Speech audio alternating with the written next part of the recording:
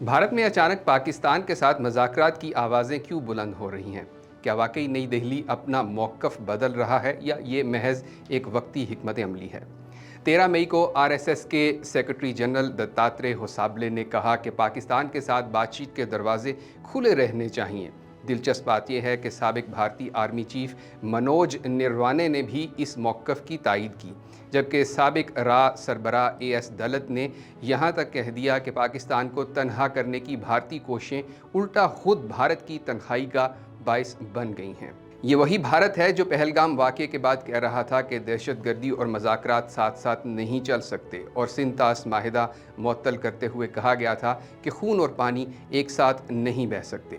लेकिन आलमी सतह पर पाकिस्तान को सिफारती तौर पर आइसोलेट करने की कोशिशें मतलूबा नताइज ना दे सकी। इसी दौरान भारत के अंदर शशि थरूर, कपिल सिब्बल, बरखा दत्त, राजदीप सरदेसाई, शिव शंकर मेनन और निरुपमा राव जैसी शख्सियात भी कशीदगी कम करने और मज़ाकरात की ज़रूरत पर जोर देती नजर आईं।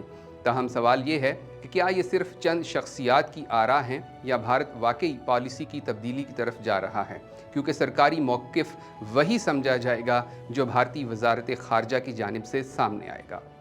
मज़ीद खबरों और अपडेट्स के लिए देखते रहिए vnews.pk।